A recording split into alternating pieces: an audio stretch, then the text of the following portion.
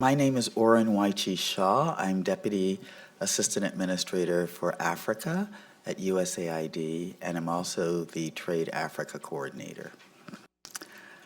I'd like to thank the Brookings Institution's Africa Growth Initiative, Global Development Network, and the Africa Economic Research Consortium for organizing this event. I'm particularly honored to be here and having been asked to give the opening remarks. I want to especially acknowledge the following people: Pierre Jacquet, who is the president of GDN, Dr. Lema Senbe. Is he in here? No, he's not here yet. He's still working. That's right, he's still working. Amadou Sy, who's the director for the Africa Growth Initiative here at Brookings. And of course, the many players and members, partners within USAID that is supporting this effort. And also for all the experts, the ambassadors, and fellows who are attending this event. And taking a lesson from my African brothers, all protocols observed. Since 2000, Africa has grown rapidly for nearly 15 years. Today, Africa is demonstrating stable economic growth, including growth in trade and investment, and improving the business climate that continues to attract new investment. Better policies and institutions is one of the factors that explain the region's robust growth. The trends have been underscored by sound macroeconomic policies, followed by the African economies recently with African ownership in the development of the domestic socioeconomic policies that they have espoused. This event will give a great opportunity to bring together development experts from Africa and around the world to exchange ideas, elevate African voices, and have a robust exchange on the issues at hand. We at USAID are cognizant of the fact that African institutions and research networks have been in the forefront of building African capacity for development research and contributing to the development, ownership, and implementation of sound economic policies resulting in this robust growth. However, we cannot live on our laurels. There is still much to be done. The global context, economic context, is evolving, and there are new challenges and pressures on African countries and governments, including, but not limited to, low commodity prices, unfortunately, an increasing level of debt among African countries that is beginning to challenge the debt levels of HIPC, and most importantly, the burgeoning population of the youth, which is both an asset to be embraced, but without those sound economic and social policies could indeed become a risk for the continued growth. I hope the discussion today will give us an opportunity to tap on the enormous contribution of African development experts in sustaining Africa's momentum and exploring solutions to critical development challenges. I hope that we together can not only strengthen the capacity to develop the research and the data, but to assure and ensure that that data is the basis for the policies that will be adopted by the countries. Thank you.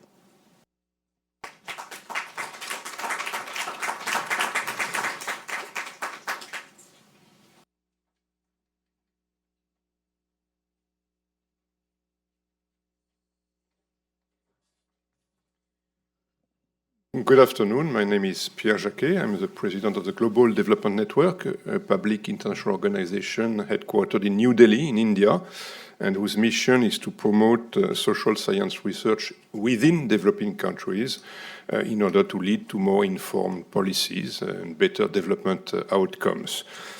I would like to thank the Brookings Institution and the Africa Growth Initiative at Brookings for hosting this panel.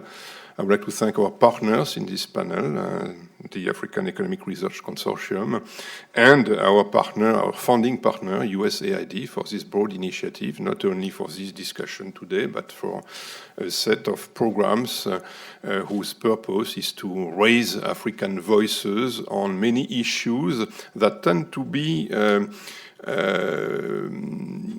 predominantly studied in developed countries. And the idea is to raise the voice and capacity of African countries to deal with this issue and to raise their voices in an informed way in global debates.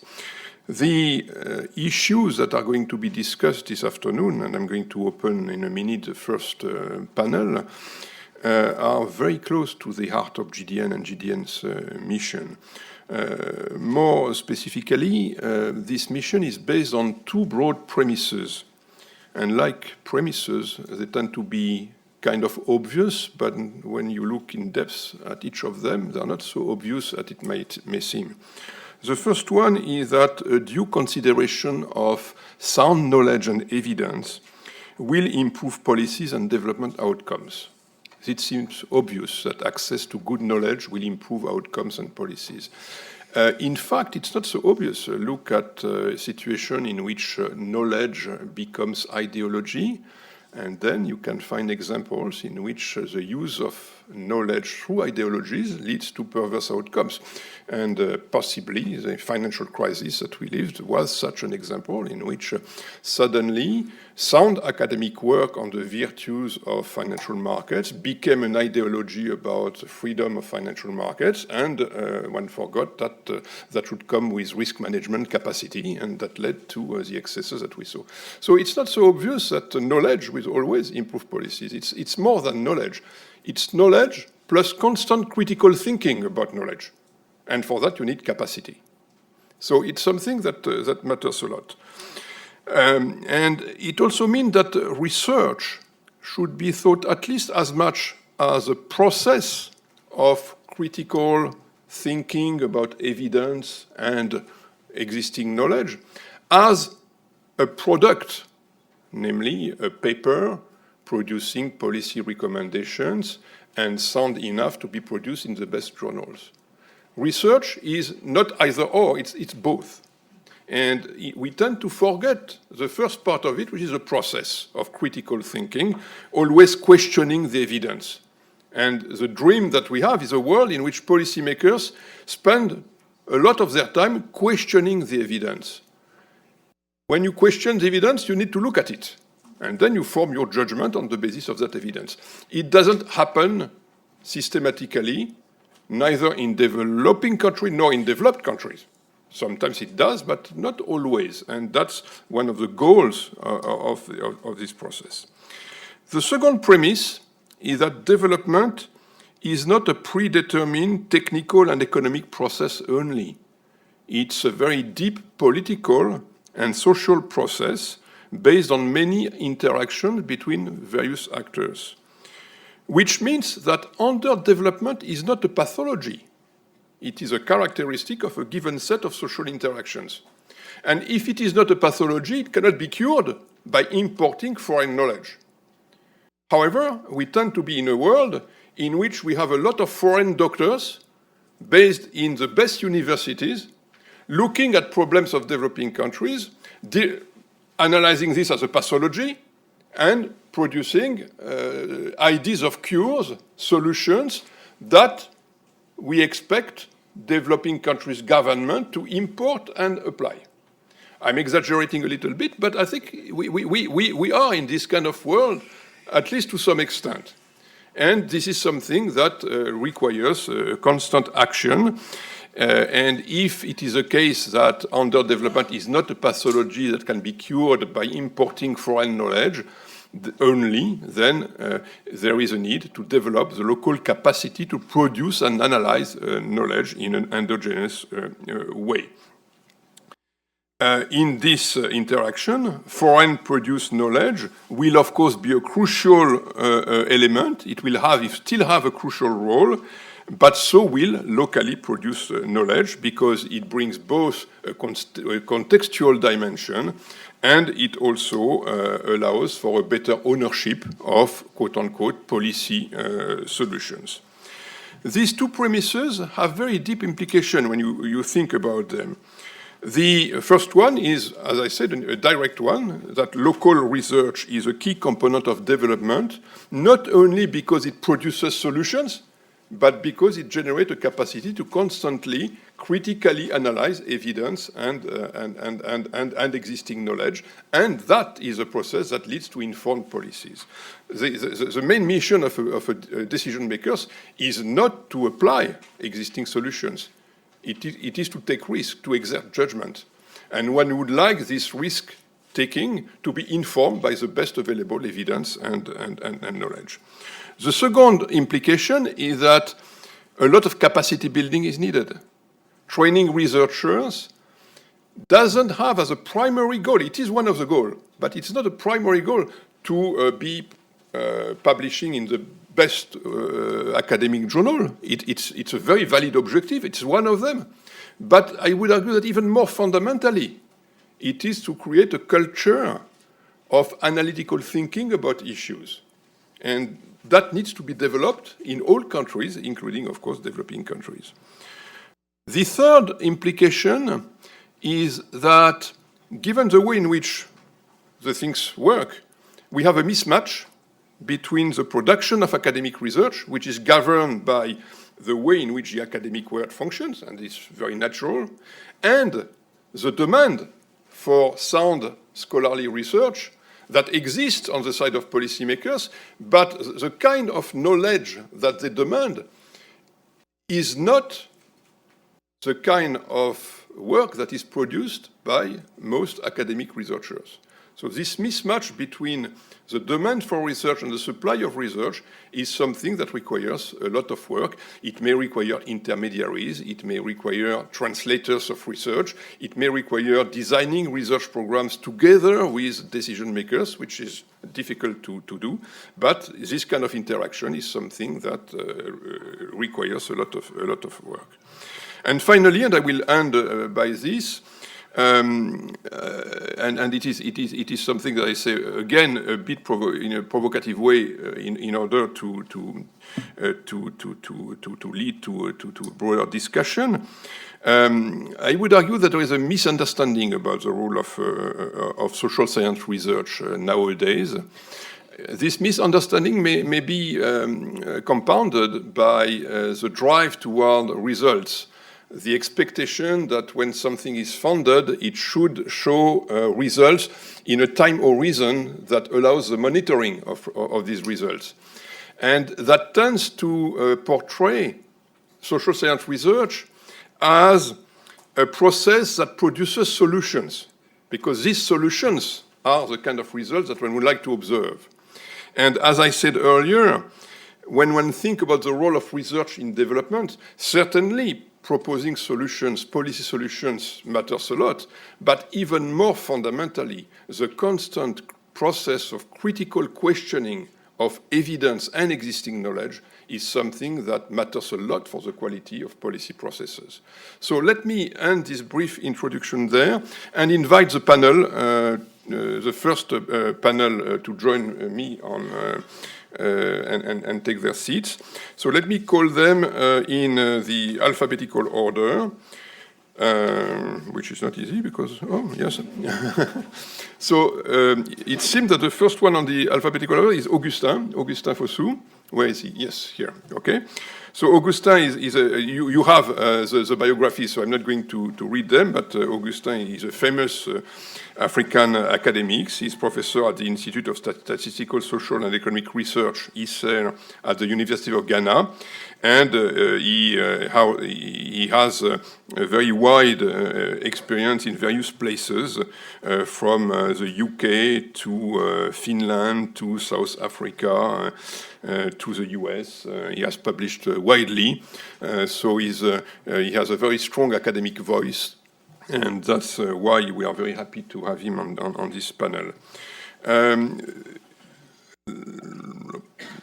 I think the next one is Sarah Moon Chapotin, who is Deputy Assistant to the Administrator in USAID's Bureau for Food Security. She previously served as Division Chief for Research in the Bureau for Food Security, and her role in the panel is to explain how the production of research is used within development agencies to guide the policies of these agencies. And of course, one of the questions I will have for her as well is how much of this is also thought as an instrument of development in countries themselves, as opposed to shaping strategies and providing solutions. That's linked to what I discussed earlier. Next is Professor Lema Sanbet, who is the Executive Director of the AERC, the African Economic Research Consortium. And one of the missions of AERC, beyond promoting African research, is also to work on that connection between research and policies and decision-making. And that's something on which we'll be happy to hear what he has to say. And finally, Abebe Shimles, welcome Abebe, who is Acting Director and Manager of Development Research Division at the African Development Bank.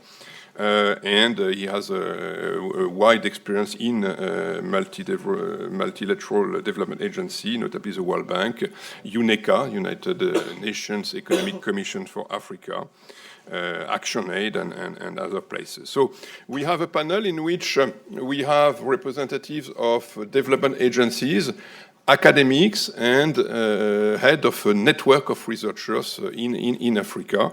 The way in which I propose to structure the discussion is, first of all, that we have a discussion. So I will invite all the panelists not to make a speech, but to make brief introductory statements to launch the debate with you.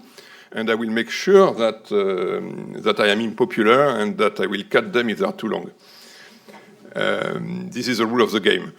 I would like to start with the representatives of the two development agencies that we have, because they play a main role in financing these efforts of promoting local research and in using research for policy purposes. So it will be very interesting to have their views about how that works, what are the obstacles, problems, and what are the objectives as well, from their perspective. And then I would like to give the floor to the academics in the panel, so that we hear about the obstacles that they face in connecting with policymakers.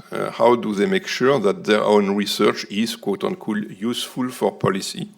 And then I'll ask Lema to tell us how he implements his mission of better connecting African research with policymaking. 2 to 3 minutes each, please.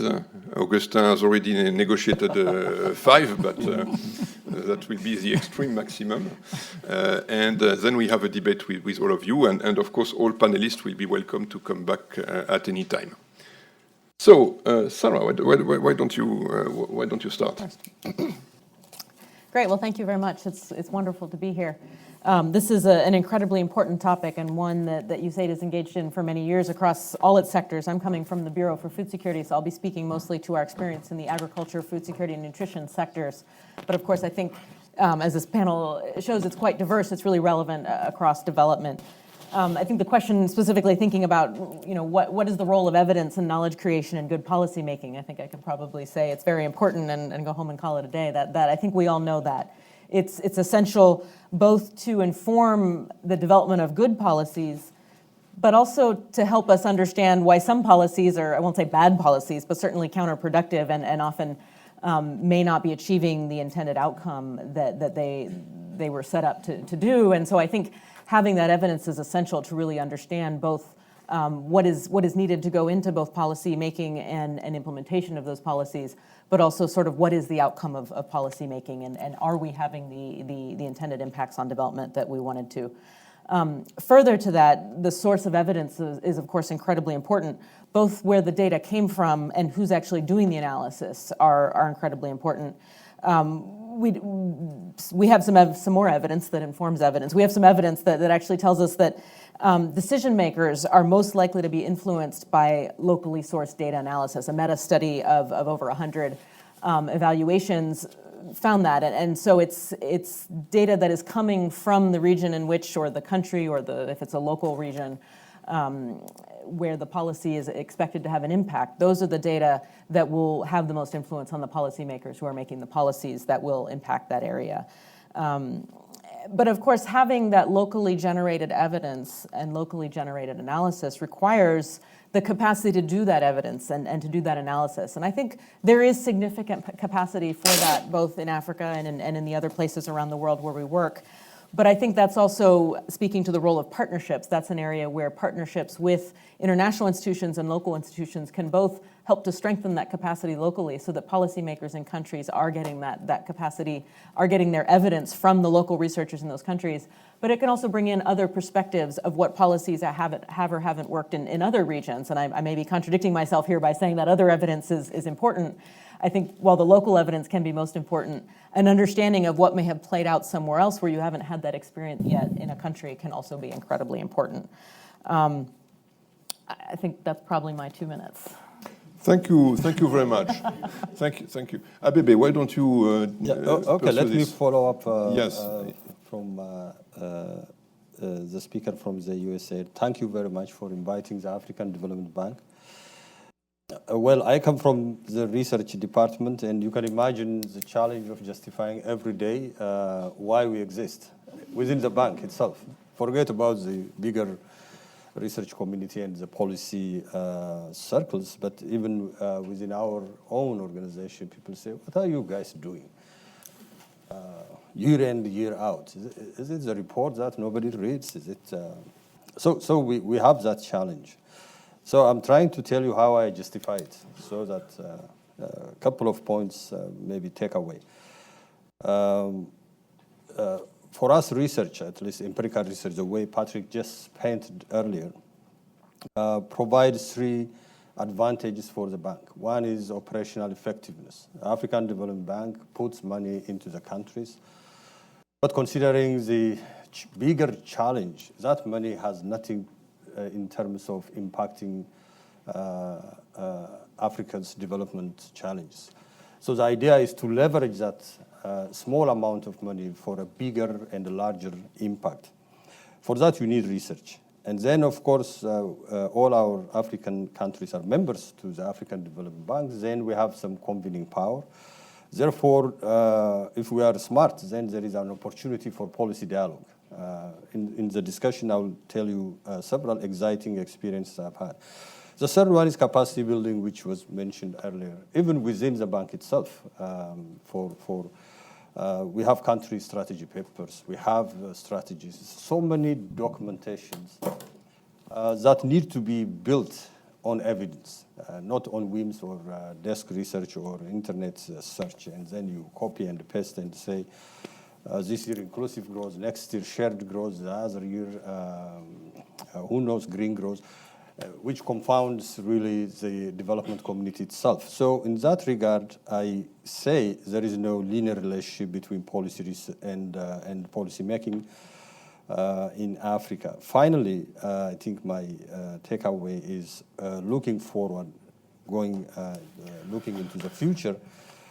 This is an exciting time to be in Africa, honestly, for a researcher. This is, I think, my take. And that brings all of us who are here to take advantage of. One is Incredibly, there is so much policy experiment happening in Africa in several countries. I can give you several examples where we have done very exciting, good research in Ethiopia, Rwanda, etc., where we're measuring the impact of these experiments and learning its validation, its extension to other countries, replicability, transferability, whatever you want to call it. There is so much happening there for researchers compared to 2 decades back when I was, for instance, a young researcher. It was so frustrating to even do any piece of research.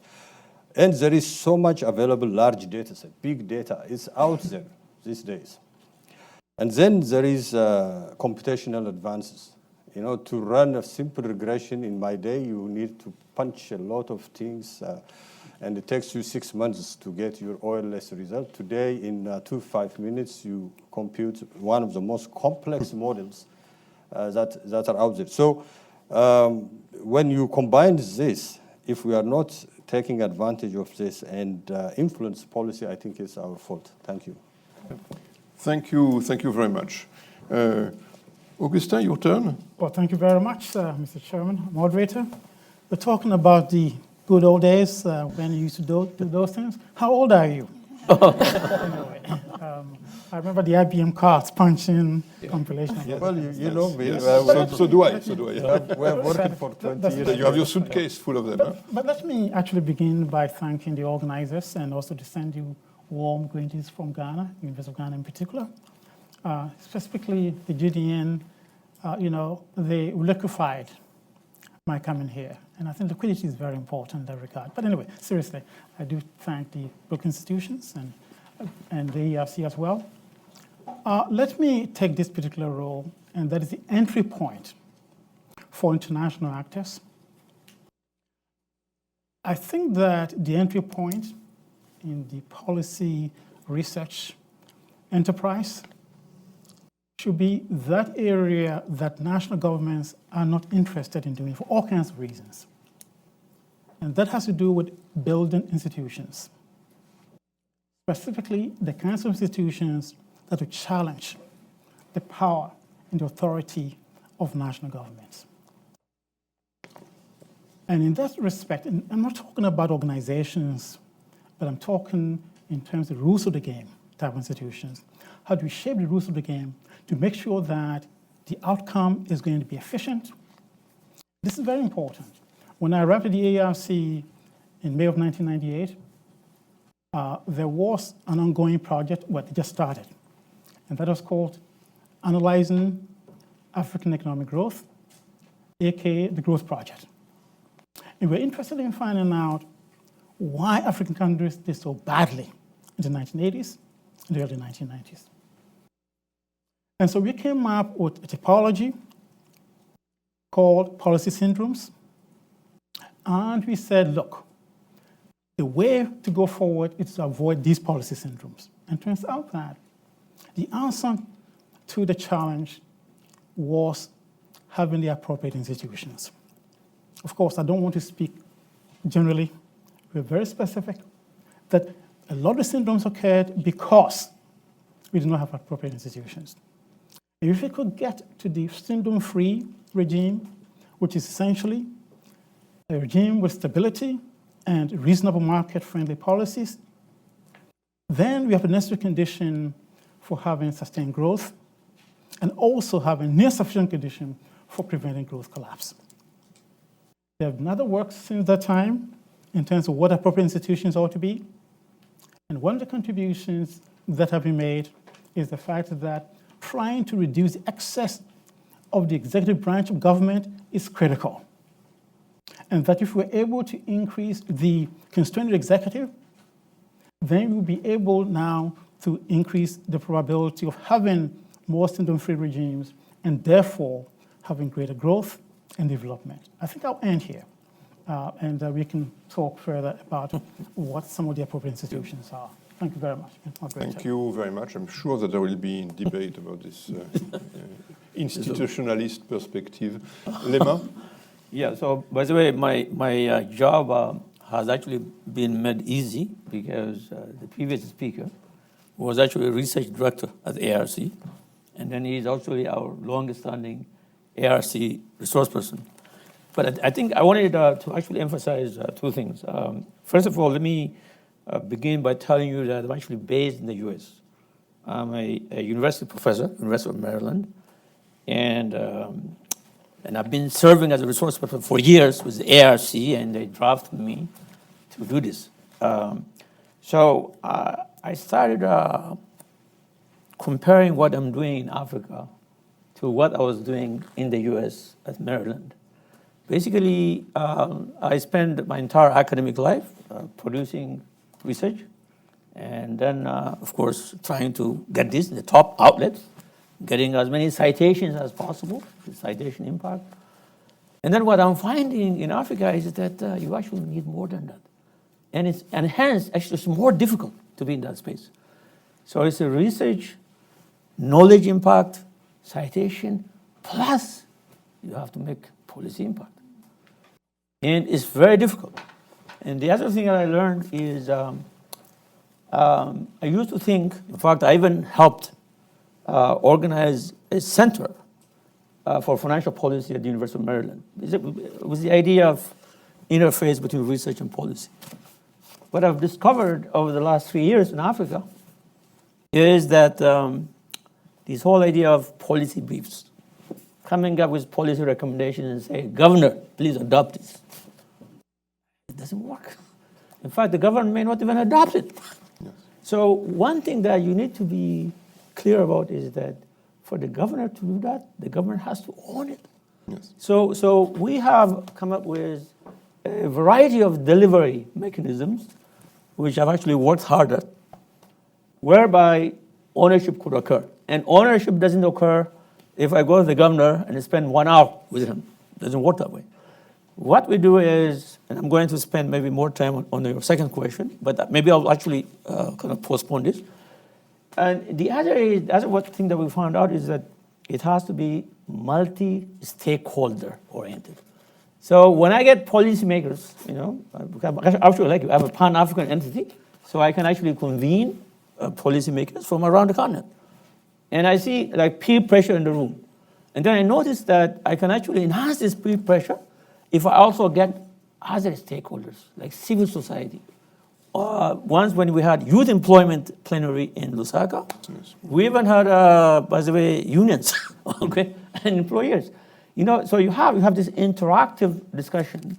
And we have also discovered that this could occur even at the master's level. For instance, we have collaborative masters in AgriCon. Initially, I thought that at the master's level, thesis, how could it have any impact on policy? So what I found out was this ARC thesis researchers were taking data from smallholder farmers, and now they are ready to communicate that information back to the farmers in the same room as extension workers, financial institutions, and policy workers. So basically, what we're emphasizing here is not just research uptake, but to become informed policymakers guided by rigor and evidence. And that's why ARC came into existence. So ARC was established in 1988. And I want you to picture what Africa was like in those days. So there was an era of rivalry between the Soviet Union and the US. And economic decisions were being guided by heuristics, judgment, ideology, and prescriptions coming from outside Africa, the World Bank, IMF. And the idea here is, how do you then build capacity of local talent that is guided by rigor and evidence? And I'm going to stop here because I think I want to come back and kind of expand on that, and also how we do policy. But let me give you the ultimate. So the informed policy making in the long term is equally important or more important. Let me just give you one. So we talk about this Africa Rising syndrome. Remember, people are talking about Africa Rising. Even those who thought that Africa was hopeless, right? So we talk about, who ended up, how did growth come about, is that right? We talk about a variety of drivers, reforms of finance, economists, empowerment, and so on. But what we often ignore is somebody like the governor is making a decision. And that decision has to be informed and guided by rigor and evidence. And we have actually generated a critical mass of policymakers around the continent. And it had an impact. So informed policymaking should be part of what I call research uptake. To me, research uptake is a short-run phenomenon. And I'll explain to you later how we actually do it in the ARC. Thank you. Thank you very much. So I think the floor is open. But let me initiate that with one question. There seems to be a quite broad agreement about the importance of ownership and the role that research locally produced can play in building ownership. So then, Abebe, how happened that you have, and I understand very well because I was in a similar position earlier on in my career, how happened that we have to fight for the existence of research within development aid institutions? It should be obvious, no, that research is a key to unlocking the owned development processes, and ownership is one of the principles of the Paris Declaration about aid effectiveness. So why is there always something to fight about? Okay, I have to be careful here. What I was trying to say was deaf eyes like ours. You see, it's quite a large institution, and probably 80% of the staff work on operations, sectors, etc. And the demand on their time is to get the resources to the governments, so the pressure is there, so they are running. And then you have a bunch of other people right there in the corner talking about publications and ideas. So basically it is a hazard of the profession anyway. It's not just ADB, but World Bank talk to researchers. Then you have to justify some of your time to support operations. You have to do a lot of dissemination or what you call communication. So if they don't recognize research by now, I would have been out of job, obviously. But they actually, the pressure now is even to make us centers of excellence. So there is a lot of push in making us to be bold and also come up with rigorous research, talk to policymakers, and find the mechanism by which the bank can have the last word. That is even what on a lot of policy priorities. So in that regard, it is also partly our own weakness in terms of the exact point you have said. In your, the researchers do their things, and then we stop there. So our job is to go beyond that, not only just policy briefs, etc. I can give you a very good example, just not to take too much time. Say in Ethiopia, we did an excellent experiment on tax evasion. It was done with the government authorities themselves. The revenue authorities, they just recognized the problem, and then they approached us, and we used a local research institution.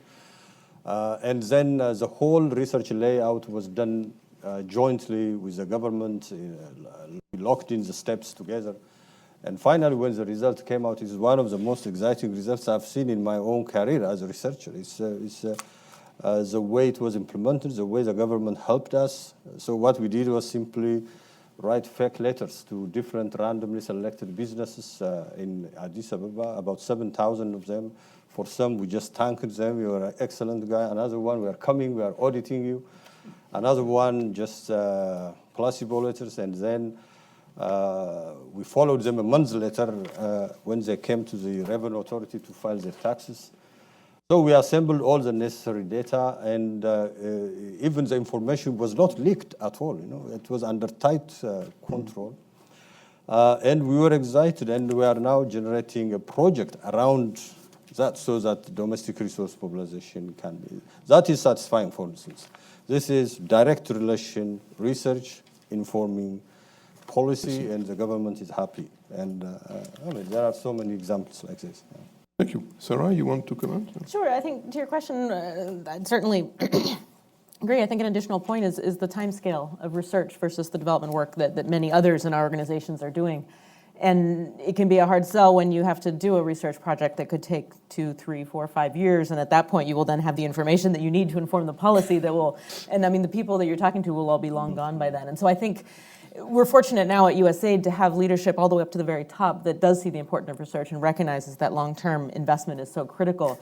But I think those of us involved in the research space can also recognize that and think about how do you get the information out there sooner than your normal time period of going through the peer-reviewed publication process, at which point the policy issue you're trying to address is perhaps no longer as relevant or has already caused so much issues and damage. So really thinking about how to get, it needs to be accurate, it needs to be peer-reviewed to the extent possible, but getting that information out as quickly as possible to the policymakers in ways that they can use it.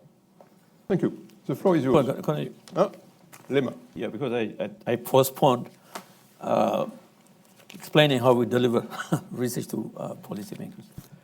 So earlier I mentioned that there is long run and short run, and I talked about long run. So in the short run, we have a variety of collaborative research projects, and one of which I think you mentioned, growth, poverty, trade, and they have actually immediate consequences. So in the case of poverty, you have poverty reduction strategies, which were adopted in many African countries, service delivery indicators. But I wanted to say something actually more important than that, okay? So when we have collaborative research, we're not just interested in this immediate uptake. And one of the things that has happened for ARC, given that it has existed over 25 years, is that we have witnessed our long-term payoffs, which we hadn't anticipated 28 years ago. And it's that we have a large number of alumni, governors, deputies, ministers, they're all over Africa.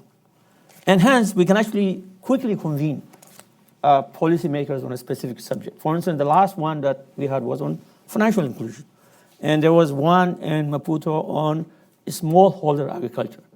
What we do is we carve out something like 2 days and get ARC researchers and other thought leaders who collaborate with ARC to come and dialogue with policymakers on rigor and evidence. And also we watch policymakers dialoguing amongst themselves. We also have other multi-stakeholders. We are trying to achieve 3 things. One is, irrespective of whether they adopt, whether we go there with policy options, we don't go there with specifics, policy options. They'll get out of that room after 2 days more informed, more guided decision makers based on rigor and evidence. The second is they are actually the ones who end up owning. Let me give you an example. So in Maputo, Mozambique, we had policymakers from central banks, guys from Ministry of Agriculture, because it's a natural space. And the next day, all of a sudden, there was a lot of energy in the room. And they told us that we should type a resolution. So we have this Maputo resolution, basically central bank governors just waking up and recognizing that this smallholder farming is central, not only to their financial inclusion agenda, but the entire financial sector development agenda. That is ownership. And the third is we watch them when they are dialoguing. We take that as an input and incorporate that in our training research. To me, that is probably the most important part of what I've witnessed since I went to Africa, than just doing collaborative and say, look, I'm going to impact. Thank you. Thank you very much. Augustin, very quickly, and then... I'll be very brief. And let me go away from the ERC right now and talk about the Economic Commission for Africa. In terms of getting the policymakers involved, I remember we used to have conference of ministers every year, where we have the ministers of finance and planning, and we meet together, we tell them what we're working on, let them provide inputs into the research process. We have an outcome document, and we come back again and discuss to what extent those have been met. So in that sense, we cannot say that those were ideas, we talk of ownership, those were ideas that were indeed provided by the ministers. And I think that is an important modality in that regard. Chair, Thank you. just footnote. You already... No, I think that actually, one thing I forgot to mention here is also to get policymakers engaged with the inception of research. Yes. I just wanted to add that. Okay? Yes. Yeah. Okay. Yeah. Who would like the floor? Yes, sir. And please briefly introduce yourself. Yeah. Thank you. My name is Akwete. I work with African immigrants in DC. I'm an immigrant from Ghana, so I want to welcome my Ghanaian brother. Unfortunately, I have to pick an issue with something I heard you say, maybe I misunderstood, that external funders should fund institutions that will engage in debate with central governments. That will worry me, even though I helped set up the George Soros Foundation to bring external funding, because it seems to me he who pays the piper calls the tune. And what I would like to see is African civil society and other institutions outside of government eventually being funded domestically rather than from abroad.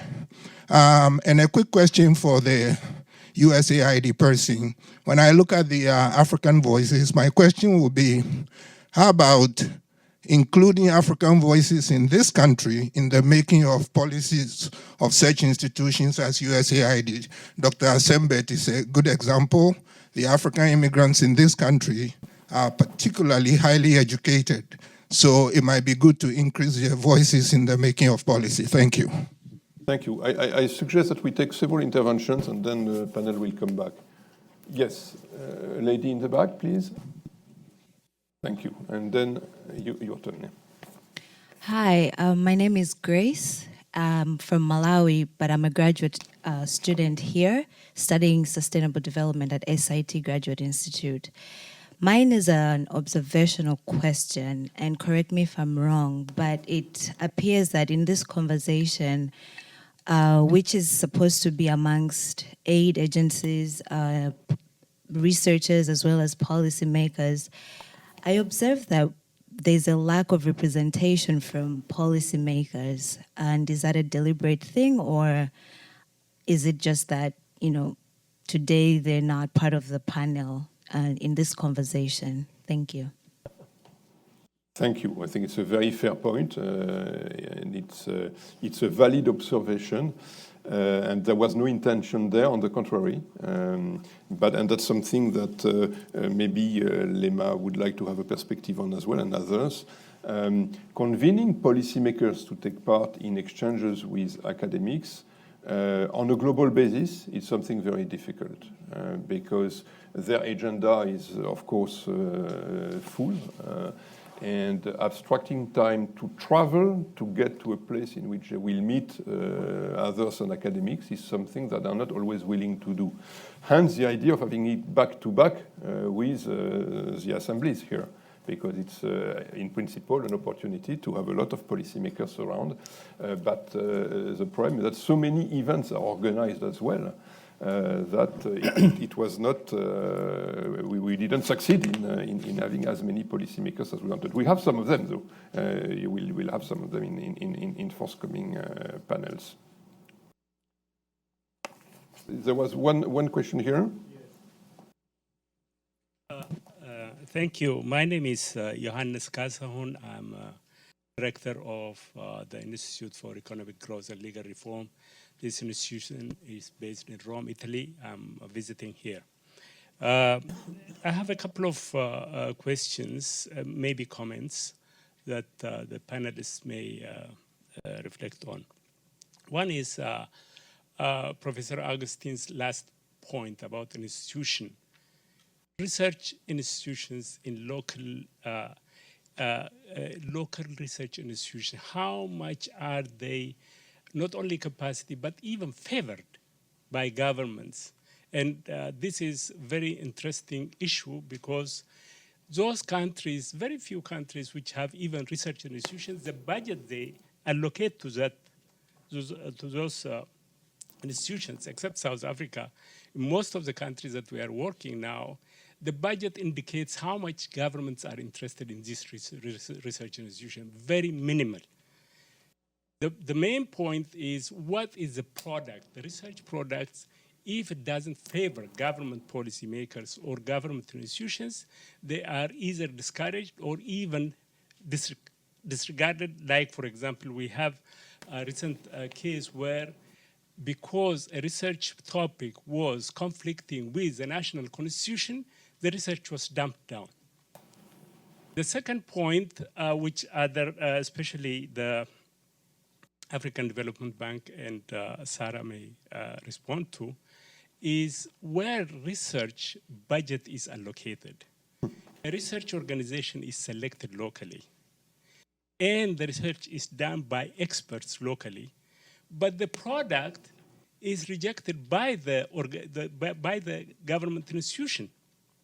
Interesting enough, international donors are complying with the government. We are supporting the government if the government says that the research product is not complying with the policy, or the policy, it affects the policy, that research product is not accepted. And interesting enough, we have faced a challenge between the researchers, who are academicians sometimes, they don't want to give up, and the international institutions, either which sponsor or which sponsor with the government, that there is this conflict that some research products which are really relevant are delayed or suppressed. If you can reflect, on these 2 points. Thank you. Thank you very much. I will come back to the panel, but maybe first let in the back ask question for this round, and then we'll come back. Thank you. My name is Adrian Ngasi from USAID. My question is actually something that you didn't discuss, the panel didn't discuss, which I feel is very important. Particularly, I'm interested to hear from you, what is wrong with the body of work of research that has been done in the past and is not utilized currently in Africa, for instance? I think there's plenty of off-shelf research work in agriculture, industry, business, and sciences that are available, but it seems to me the problem is more utilization rather than non-availability of research work. So if you can comment, it's not directed to any one of you, but any can respond to that question. Thank you very much, Adrian. So let me give the floor to each of the panel members to react freely, but let's try collectively to address all the questions. You want to start? Since a couple of the questions were addressed specifically to me, I think that I should be the first one to respond. The first issue has to do with he who pays the piper, pays the tune. All right. It depends upon whether you're talking about advocacy or research. I'm not talking about advocacy at all.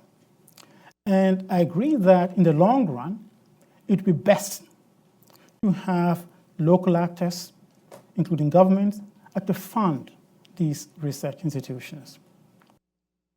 So let's be very careful.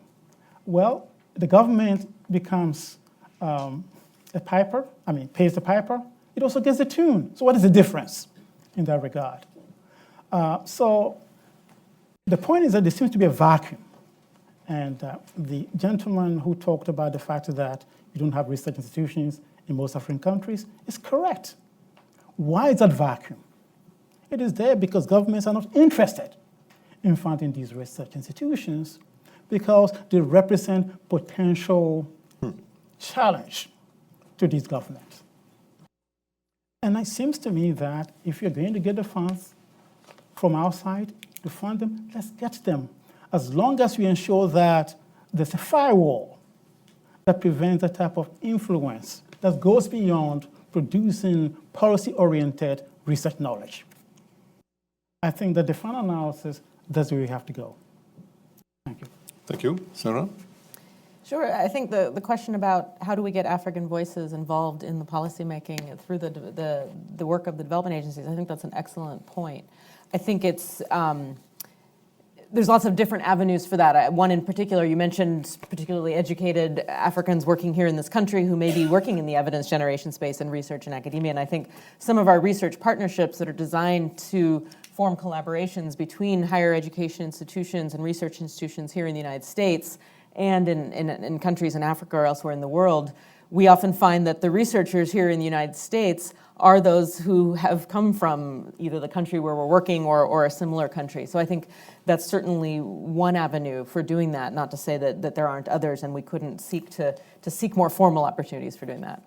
I think to the question about sort of what happens when the outcomes of the research, the data generated or the findings are perhaps unpopular with the government where they took place. I can't point to sort of a specific instance around that, but I think having those partnerships, again, with an international institution, certainly the international researchers are able to publish and move something forward, so that may be an opportunity to allow something to go forward in a more neutral international space. The data are still out there, they're being published and they're being made public and can still be accessed by those in the country who would like to use that information, even if it's unpopular. That's just one suggestion. And then finally, Adrian, I think the question on that body of research that's out there not being used, that's an excellent one. And I'd made a note to myself to sort of make reference to, we talk a lot about technologies sitting on the shelf and why are they just sitting there and why are we continuing to do research when all these technologies sit on the shelf? I think similarly, we can say that there is a lot of policy research sitting on the shelf. And I think there are a broad number of reasons for why that's not being used. I think perhaps the biggest is that many times the policy research, the evidence that's generated may not be driven by the priorities in the region where it's meant to be applied. It's someone sitting in a university somewhere who has a great idea, something very interesting they'd like to study. But is it demand-driven research, I think, is often one of the issues. And I think that's true whether you're breeding a new crop variety or whether you're generating that evidence and analysis that could inform policies. And so I think to that it's very important for researchers to be aware of the country strategy, thinking in the agriculture space. Many countries in Africa have national investment plans in agriculture and have laid out their priorities, which include policy priorities. And so being very demand-driven as far as ensuring that the research is addressing the issues that have been raised and that policymakers are asking for evidence and information on, I think can help to ensure that your research actually then has an effect on policymaking. Thank you. Abebe. I think she put it very nicely. I don't think I can add much, but I thought development agencies were not coordinated. yes, I mean, I think these are bumps, which we all recognize. They are not I don't think it's a major constraint in my view, because if you go down that road, of course, you give up, you become cynic. You just say, why research? Because the policymakers don't listen. And then policymakers say, nobody helps us to do research. And you go into that cycle of hopelessness. But what you are saying, I recognize it, I've experienced it, and I know what you mean also. I think this is not just typical to Africa, it's global. I mean, let's be honest, policymakers are not always ignorant. They know some things, they have done it because of other competing short-term goals, where they compromise the long-term benefits. Whether you are in democracy, in dictatorship, or authoritarian, whatever you say, there are some basic things that are well known. If you have a clean water, the area will stop. I mean, you don't need research to tell you. You have to bring clean water to your people, good education to your people, power to your people, etc. I don't think this require a degree from MIT. Huh? There are some very fundamental things we all assume the policymakers are aware of. But aside from that, there are outlets also whenever there are, independent research. Say, for instance, in our case, we have our own journal, which is peer-reviewed, whether nobody has control over it. We are not told to be script consistent, ideology. So people can read it from there, our research output. Sometimes it may not favor a government, sometimes it favors. But also sometimes it's good to do favor to governments. One good example I always tell everywhere I go is the case of Rwanda. We have the governor here. He can witness to it. In that country today, you have health insurance for more than 90% of the population. Can you believe that? You don't have it in the US here. Health insurance for everybody, almost. They are going universal. However, there are lots of critics who say, okay, this is simply subscription. I mean, people are just told, they have health insurance. Is this making impact? Do we see change in the health of the people? And we undertook a very rigorous research that has gone almost for 3 years. And when we shared this result up to the highest level, including the president himself, when he got the result, he was so happy that it has had enormous impact, actually, more than even they thought, the government thought had. Now, this is a very good example for almost all African countries. Ethiopia is trying to follow that because the health insurance that they introduced is so creative, but there are lots of critics who don't believe the statistics. Now, for the government, maybe it is a good comfort to know at least for 10 years, whatever they have put together, even the donors have been criticizing them, saying this is a means of misutilization of funds, because I was there in Kigali. I started it there. So these are, for instance, some of good stories one can bring, but I think let's not despair on the negative side. Thank you. Lema. So maybe let me begin with the question about the fact that we don't have many policymakers, which is, by the way, when I compare that with policymakers, as you know, in Africa, we get like 200 some. I think the reason is competition, but I want you to be aware that we have actually at least 3 governors here from ARC that work. Governor from Rwanda, Kenya, and then I just noticed Charles Choka, right? The governor of Bank of Malawi, and there are maybe others. Okay, so we do have, yeah, and some will feature in the forthcoming panels. So I think these are really good questions, but I wanted to emphasize what I was saying before. I want you to think of this in a multidimensional way. Research meeting policy really multidimensional.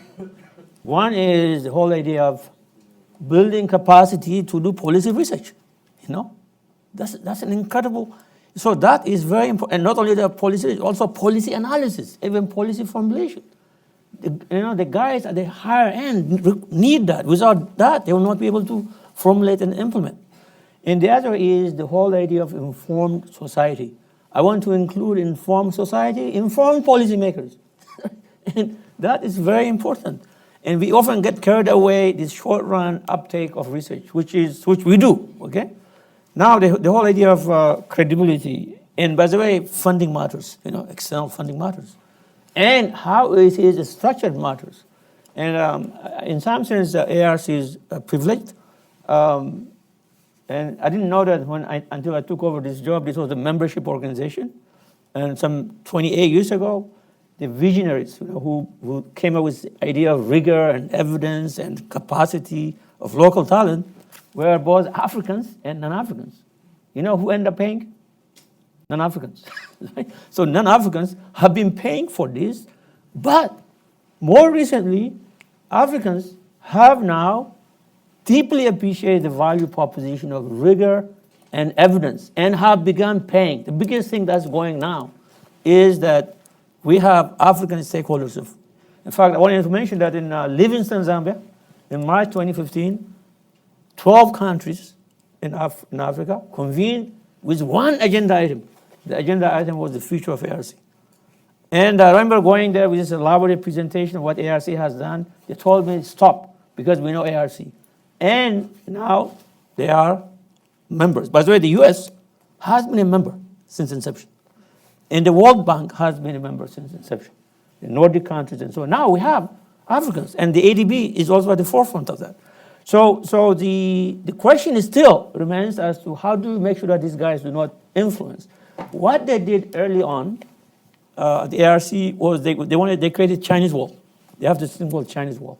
The idea was that they will do monitoring and governance, but there will be a separate independent committee dealing with training and research agenda. We have what we call program committee. Now, since we are Pan-African, we are able to do this. But it's not easy for local think tanks. And we're not even a think tank. We're a think tank plus something else. It's very difficult. But for local think tanks, if there is a party, okay, a party in power, and wants to come up with ideologically driven and partisan research, and they fund it, I have no difficulty with that. The difficulty that I have is when they are not transparent. If think tank is not transparent and it's actually working, but the reason that I like that is that because if you don't do that, you will end up with the dearth of capacity, okay? Even if you know that it is partisan, ideological, I'm okay with it as long as they're clear to me they're in the ideological space. In fact, I remember once moderating a panel of African think tanks. It was very clear who came from where, right? And then who funded. So even in that space, you don't simply dismiss. One more thing. I think somebody said existing knowledge and new knowledge. That is very important. We have actually partnerships in knowledge management, this Netherlands, inclusive development. The one thing that we immediately recognized was the idea of assembling existing knowledge for uptake, and also new knowledge for capacity building and other issues. And I'm going to stop it. Yeah. Thank you. Yeah. A couple of remarks, and then we still have 10 Yeah. 15 minutes to have another round of interactions. On the, just one second. Going back to Adrian's question on the use of research, I think I would go even one step further and argue that the fact of a lot of research doesn't seem to be used is also part of the research innovation process. When you start a research, in principle, you don't know where to locate the research so that it's going to be useful. So like in any innovation process, there may be many products that will not be used, but if in this mass one product is used, then it's a very successful process. In a way, you have that in the innovation systems across the board, even in technological innovation, in company innovation. A lot of companies are created and then die very soon after creation, simply because in a world of uncertainty, nobody knows exactly where to focus the innovation effort. So in a way, we shouldn't look at the fact that much research is not used as a waste of research, because it may well be part of this knowledge construction process with uncertainty, in which it's a sort of a natural selection process that takes place spontaneously over time. But that being said, I think I would invite all of us, not now because it would take hours, but to define what we mean by using research. Mm-hmm. And it's very much connected with what Lema and others said. Using research doesn't mean, at least from my perspective, having the government apply recommendations included in research papers. It means rather than what is written in the research papers is part of the information set within which decision makers will then take their decision. Yes. Mm-hmm. That is what an informed decision is. Yep. It may well run against the advice of the researcher. Mm-hmm. So what? That's right. Research is not predetermining policies. It's informing policy. So I think measuring when and how research is used is a very, very difficult question. And finally, I will challenge a little bit my neighbor about institutions. Not because I don't believe in what you said. I think this is right. But what I don't really see is how the causality works. Because what you say is that we have problems because we don't have the right institutions, but the reason why we don't have the right institution may well be because of these problems.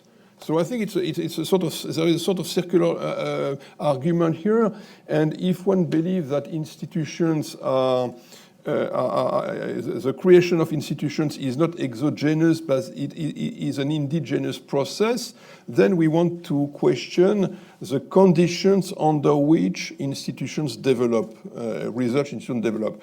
And we started recently, just a piece of information at GDN, a major project called Doing Research, which looks at the research systems in developing countries, in social sciences, trying to link the characteristic of these systems with research performance. And we call it Doing Research. It's inspired by the Doing Business program, obviously, because the idea is a bit similar, not on the theme, but on the fact that we would like to raise awareness on the importance of local research systems, and the best way to raise awareness is to observe them in a comparative way across countries and to publish the information. May I comment on that? Yes, Augustin. I don't believe we are disagreeing at all. No. If indeed conditions are such that you don't have the right institutions, then you ought to try and create those conditions that will give you the right institutions. So talking to endogenous institutions, we're on the same wavelength. That's not the issue. It doesn't mean that you have poor growth, and that poor growth is the one that led you to bad institutions. Maybe not. But remember that institution building is a long-term process, right? And growth, having bad growth happens. And so you have to be very careful not to come to be cavalier about the bicausality between institutions and economic outcomes. You have to be very careful. Right. Thank you. Yes. Are you willing to accept a footnote on this footnote? Is it a 10-minute No, footnote? no, just a second. I think that when we talk about capacity building, it should not be just limited to individual capacity building. No. But I think that when you talk about institutions, I know they are talking about laws and property, but I think do not ignore the need to build capacity of knowledge institutions. Yes. It's not even that long term, okay? And so one of the things that we do in the ARC is collaborative training programs, which is really institution building. Yeah. Very good. Sir, Yep. one question here, and then... There's another round. Yeah, another round. When will it end? Hi, my name's Tom Carver from Carnegie Endowment next door. You talk a lot about institution buildings. It seems to me that quite a lot of money has gone over the years into trying to build local think tank capacity in Africa through the Think Tank Initiative and through African Capacity Building Initiative and the World Bank and so forth. And yet a lot of think tanks in Africa obviously still struggle to survive in lots of ways. And I just wondered if any of you feel that there's a generic reason why the kind of Western model of a think tank, which is basically a Western model, might have more difficulty in Africa, or whether it's the wrong format, or whether a kind of more African indigenous type of institution should be built. Thank you. There were two questions here, and one here as well. Okay. My name is Linda from NCBA KUSA. We are an implementing partner for USAID in agriculture and nutrition. And one of my question is basically related to the work that this kind of institution do on the field in Africa. In what extent the result they have on the ground is converted into data and used for policy making. We were talking about advocacy versus institution and real data used. Here we have examples of programs that have worked with the field, on the field. So how these data that actually show results can be used in, at the university or with the government. Thank you very much. One lady here, and then several on this side, yes. Hi, so my name is Yasmin. I'm from Ghana and a recent graduate in Sustainable International Development. And so my understanding, or what my opinion is that to increase research and policy linkages, we need to have more translators or interpreters who straddle the policy or the government and research worlds. And so I was wondering, in your different institutions, if you have individuals, or if you have the capacity to actually straddle both worlds, because I think that's the problem. I think someone had alluded to it, that we're not carving research questions or research objectives with policymakers in mind, and specific, let's say if it's agriculture, with specific investment policies that governments have in mind. So in what ways do you have either individuals or the capacity to straddle governance and research objectives? Thank you. Thank you very much. Sir?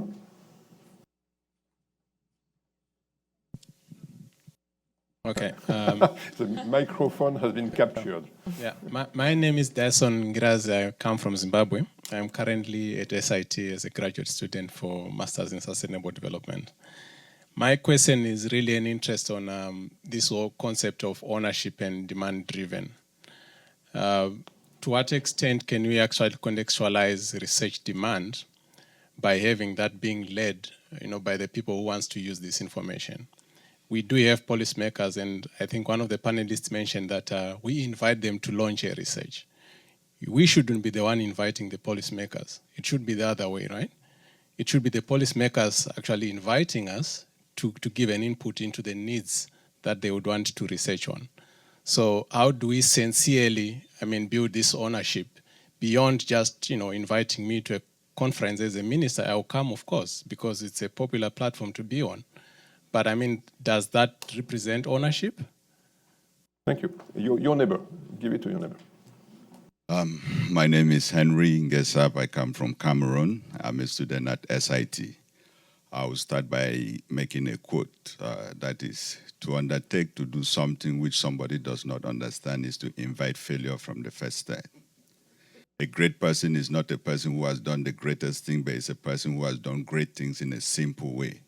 I think that there is a strong disconnect between the donors and the African sub-region of Nigeria, Cameroon, Gabon, and all those countries. What I saw firsthand in Africa is that most of the organizations are involved in very big projects, but they do not understand the real nature of the terrain, which is the area in which they are working. We have grown up seeing the USAID and many organizations, and they are still there today for many years. That means that they have been failing. In Cameroon, they started a project known as the Développement de Troisième Projet de l'Élevage, which is the development of the third animal project, which means that the first, second have failed. And honestly, the third one also failed. I was a participant of a USAID project in the development of fish farming somewhere in Cameroon. When the Americans came, it was wonderful, it was great. Everybody was involved in aquaculture. But I think that there was an improper understanding of the subject matter of how to go about aquaculture in the Northwest Province, even though they had great infrastructure.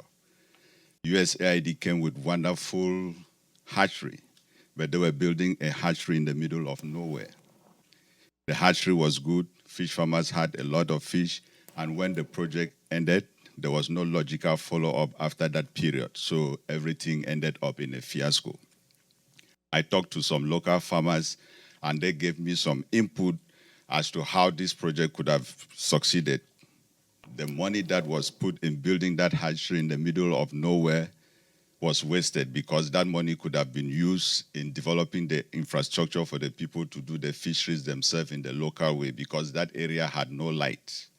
So when they left, there was no person to put generator to continue the project which they started. And I made some study visits to Germany, Holland, and Denmark, and I saw that the same capacity that was in Denmark, which was smaller, was capable of hiring 2,000 people. Meanwhile, the infrastructure we had in Cameroon was capable of hiring 5,000 people, but it failed because the donors, USAID, did not take into cognizance what they had to do in order to make that project succeed.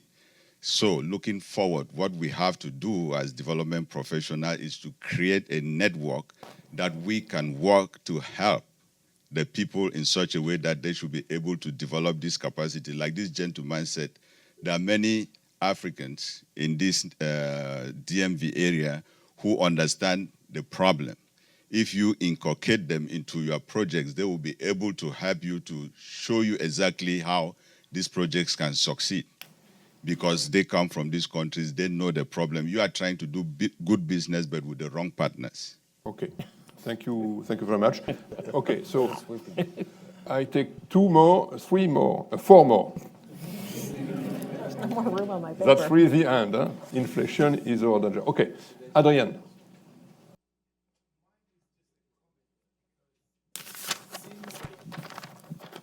The demand-driven concept here is a little bit out of line with what we think is a demand. Speak in the microphone, please. Yeah. Because most of the research that we're being discussed here seems to have a single client. And that has a problem so also in terms of how you utilize that to the end user, which is a farmer or a small trader. But in most other countries, research is done across the board to the market. Could be association of manufacturers, could be farmers, could be medical professionals. But I see the problem with the discussion we've had here is that it focuses on one single end user, and that has a problem in terms of policy implementing research. it. Yeah. Thank you. So, yes, sir.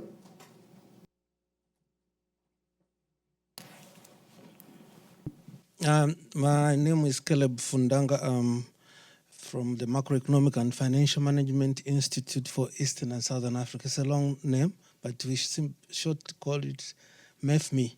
I've had a lot of engagement with AERC, and I'm still on the program committee. But I just want to talk on two things.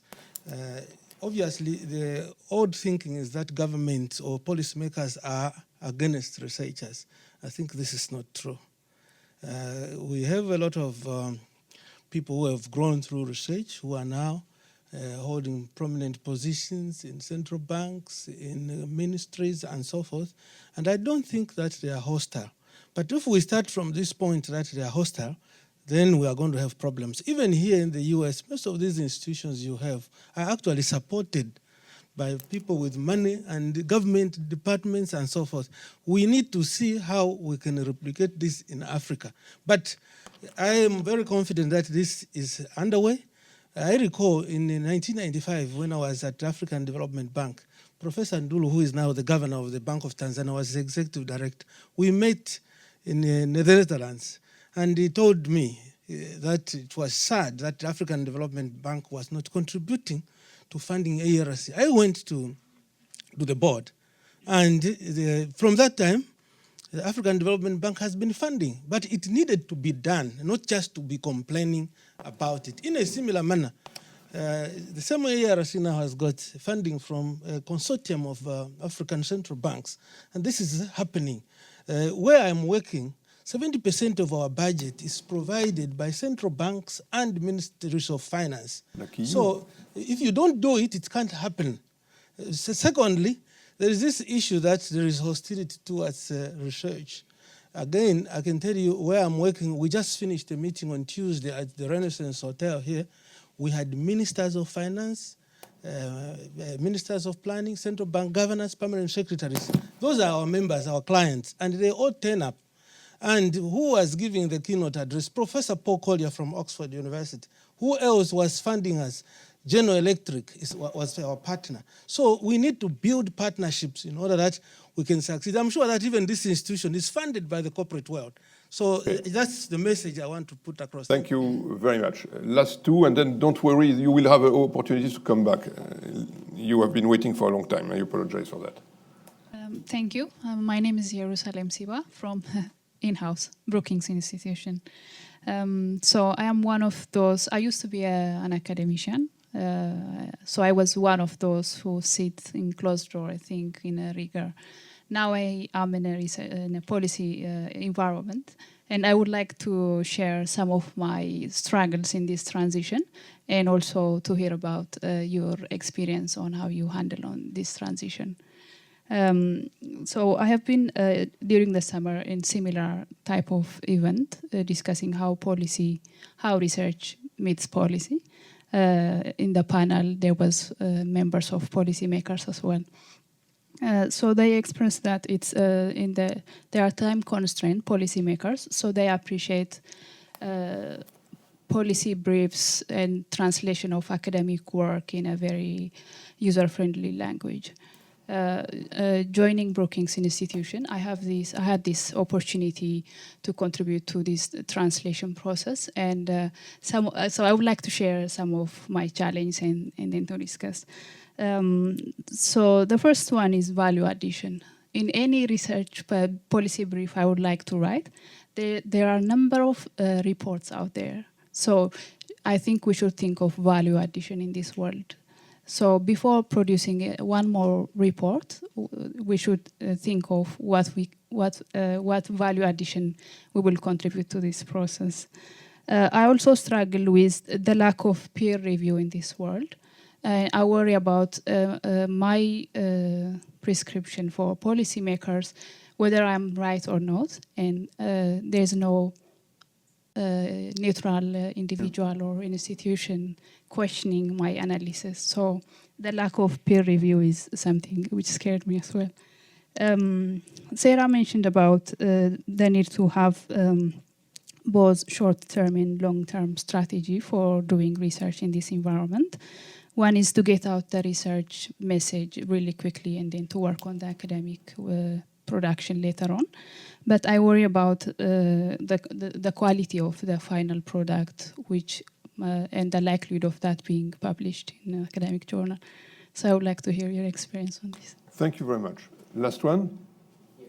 And then very, very briefly, 2 minutes each maximum, and we'll close. Thank you very much. My name is Juguna Dungu, and it's difficult to comment on this topic when I have come from academic, I'm a capacity builder, I've gone to policy making, so I know it's an embodiment of what we are really talking about.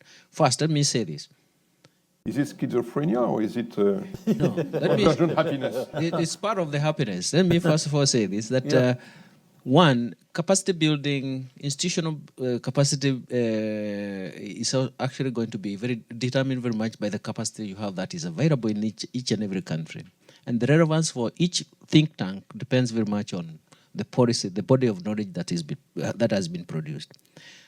I'm very, very positive about the body of knowledge. Having capacity then produces the body of knowledge, because it's going to be very difficult for a policymaker to ask a question. How do we design this policy? And then you say, we are going to conduct research to answer your question. There's a gestation period. So you have to have a body of knowledge out there. And that's very, very important. I've gone through that myself. The other aspect is that if you want sustainability in terms of policy reform, there has to be that body of knowledge that you can refer to at any time in terms of challenge, in terms of anything. So that's where I'm coming from. I'm that embodiment of the research, capacity building. I've also been in funding research myself, funding institutional research. So essentially, I'm aware of all these things. But I do believe and I agree with what Rema Kareb Fudanga have said, because he has been there, he has been a governor, he's now a policymaker, I know that.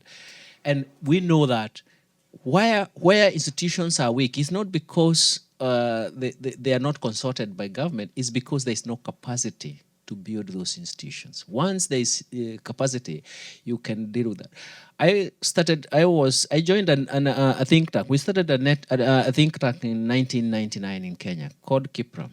And we came up with a macro model that would help the government to focus growth, and even more importantly, to focus a fiscal side, that is the fiscal revenue side. And obviously, for the last 17 years now, it has been useful, it has not been discarded. So you can see it's the question of capacity. But if it does not answer the relevant questions that a policymaker wants, then it becomes irrelevant. That's the problem. Thank you very much. 2 minutes each. Let me start this time by Lema. Okay, so I'll be. I think I should be able to. 2 minutes. 2 minutes. I wanted to focus on the demand-driven part. I think that we need to take some messages. Before I do that, let me begin with a footnote. You heard Caleb, by the way. Caleb is another policymaker. Okay, he's a former governor of Bank of Zambia. So looks like there are some policymakers in here who haven't quite uncovered. Is that right? So. I think on the demand-driven, it's a two-way street. It's not one way. It's a two-way street. Okay. So the delivery channel that I described, which is intense, which is not 2 hours but 2 days, and involving dialogue between policymakers, researchers, and amongst themselves, is a two-way street. Mm-hmm. And you do that at the completion of research. You also do that at the inception of research. And by this, you will be able to achieve ownership, and you will be able to achieve this culture of rigor and evidence. And I think I'm very much with what Governor Caleb was saying. Do not assume that policymakers, listen, in Africa, I'm pretty familiar with Africa now, that they don't appreciate research. In fact, there's actually a growing demand for rigor and evidence in Africa. And the biggest testimony is what I mentioned earlier. there's this central bank governors convening and then coming and supporting not just short-term, but the long-term capacity building, rigor, payoffs, and so on. So do not assume that they're hostile. And I think what you said is, by the way, people may not appreciate this. You mentioned the body of knowledge, okay? And then we also mentioned something which is connected with that, which is peer review. You see, one of the negative consequences of short-run policy briefs and doing something to actually inform is that you may end up with half-baked ideas and probably fallacious and probably incorrect. Is that right? So instead of doing that, do research or use existing research or best global practices and then give them options, what they want, and they are actually, more of them are becoming very smart, and they'll be able to pick and choose on their own. So thank you. Thank you. I have 3 more. No. Baby. Okay, I will try. I'll do it from the room, and you are going to moderate a panel, so then you can. Baby. Okay, Loba has so many footnotes, so I will have an end note. Now, I think we can talk about these issues passionately for hours, and we thank actually the audience for your very insightful, important comments. But just to quickly give some insights into some of the questions, like the think tanks, are they unraveling in Africa? No, actually, you'll be surprised. My colleague mentioned Kipra gets its money from the government, largely. EDRI in Ethiopia, Ethiopian Economic Association in Uganda, in Rwanda, they all get their money from the government. Here, the governor can testify that. And they are well and alive, don't worry. But there may be in some other places where the situation might be different. But my sense is the 23 think tanks that I know are really doing well, and governments are putting in money. Surprising, maybe, I don't know. But they are there. Now, on demand-driven thing, I think I have the privilege also to see firsthand governments making requests to the bank to do research. In August of this year, I was in Malawi, where the government of Malawi made an official request for a technical assistance on macroeconomic modeling for their development plan. Ghana, for instance, when they had the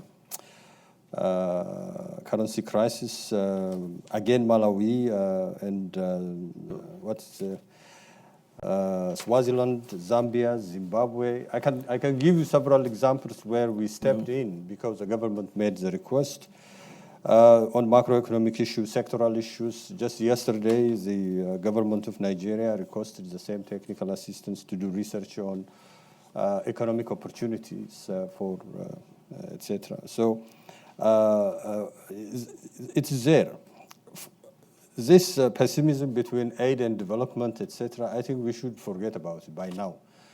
What you've mentioned, donors don't know what to do, etc., and they are disrupting things. Yeah, I mean, it's like looking at this glass and say half full and half empty. There are really passionate institutions that do very good. There are some others who are confused. There are some others, so you don't pick and say, because of this, the whole aid architecture is harming Africa. But another, what I can give you is even Africa is exiting the aid dependence. 30 seconds left. Yes. So to me, there is no country that has grown through aid, but countries can get back to their feet because of aid. So development is mainly the effort of the people, and that is happening in Africa. So this transition you've mentioned from research to spin doctor, well, it's a different craft of its own. I mean, we do it. The first time I joined the bank from research background, when they asked me to write a talking point, a speech, etc., you learn the hard way. It's like, for instance, which perspective you look at it. It's not even about facts. It's not even about facts. Say, Africa is growing 3%. You are building your debt. So just to help my young sister here, say for instance, Africa is growing 3%. Financial Times says Africa is unraveling, Africa is going to, I know, there is pessimism. African Development Bank says, no, we are growing faster than the rest of the world. No. Still, 3% is good. All right? This is spin doctoring, so don't worry, you'll learn it. Thank you very much. Sarah. Sure. Lots of excellent questions. I'll just touch on a few of them. We had a question from one of our USAID partners sort of about how you're connecting your results and your data to the user. How are the project data being made available? And then a good question here from Ghana about do we need more interpreters, people who can really straddle both worlds? And I think those are connected. So I think there's some things that are very outside of the policy world that we can do in the development space thinking about our projects. One of the new US government policies is that the data that we generate, particularly as a result of research, but also in general from our efforts, must be made open and accessible to the public. And I'm not to say that putting those out there is going to solve all the problems, but I think that is a mindset change in terms of our partners. It is not data that's just collected that they then sit on and maybe do something with. Everything, all the data that's collected out of all of our projects must be made available for the rest of the world to use and access. And I think that's a real fundamental change. I think many of the people that are doing this kind of research need to learn how to become those interpreters. And I think some of our research, there's one in particular, our Nutrition Innovation Lab led by Tufts University, which is a partnership between Tufts and some other US universities and institutions in Uganda and Nepal and other countries. I've seen some of them be very effective at interfacing with policymakers in those countries and taking the data they have generated through their research and through their projects and having those conversations with policymakers. I think we need more of that. As the gentleman from Cameroon, thank you for sharing that story. I think you make a very good point. The farmers and the folks who are living in an area will often be those who are best able to say what they need. And I think some of the most exciting research that I've seen coming out of our research investments, not so much a policy research investment at this point, is some of our sustainable intensification work. And if you speak to the gentleman who leads that for our office, he'll say it's not about doing research to come up with the right solution. It's about doing research to understand what are the choices that are available and ensuring that those choices are available to the farmers. And so a farmer can choose to take up a new fish farming technology, can choose to diversify their cropping system by adding in an animal or a different rotation, or can choose to perhaps realize that this particular farming operation was not actually all that profitable and that they'd be better spent doing half-time work off-farm, for example. So I think the best research and the most impactful research will not be research that dictates outcomes, but research that provides information and choices for policymakers, for farmers, for whomever to take up. Thank you. Footnote. No. Footnote. No more footnote. I'll use up my own footnote time if there's more time. There certainly have been a set of excellent questions and comments. But let me home in on the issue about floundering institutions on the continent. Well, there's floundering institutions everywhere around the world. The question is whether the rate of floundering in Africa exceeds that elsewhere. Well, the evidence is yet to be seen. The jury is still out. I don't know. But assuming that, indeed, that is the case, then we have to understand, you have to ask the question why that is the case. Sustainability, or lack thereof, is an important factor here. Many times, these organizations are formed with the expectation that they become self-sustainable in the future. So the liquidity runs out. I don't know whether liquidity is running out at the ARC or not. And if indeed it is about time that the actors, both local and external actors, came back to sustain AURC, because the AURC is a very, very important institution that's creating the long-term knowledge, the long-term capacity building to be able to sustain the appropriate institutions for the economic development, growth and development we're talking about. Now, aid. Aid, unfortunately, has a bad name among many people. You made a point, and let me, if I may, let me magnify that as well.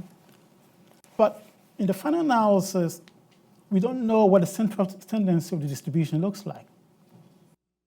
And if we did, it may be bad, but it's the whole distribution that you should be looking at. And for every negative aspect of aid, you can find a positive aspect. Unfortunately, we don't hear much about the positive news. And let me say one more thing. Many of the studies out there are macro studies that can look at growth, but growth is gross. It is gross. Why don't you look at some of the channels, such as having the appropriate economic environment, for instance. And there's some evidence that the effect of aid is actually delayed. And once you have the appropriate mindset created, you can then have the appropriate institutions to effect the growth and development that we are all interested in. Thank you. Footnote. Thank you very much. No, we are late. You can have your footnote when you moderate the next panel. You will take on your time. I'm sorry to have to be restrictive, but we have let this panel run way beyond the official time.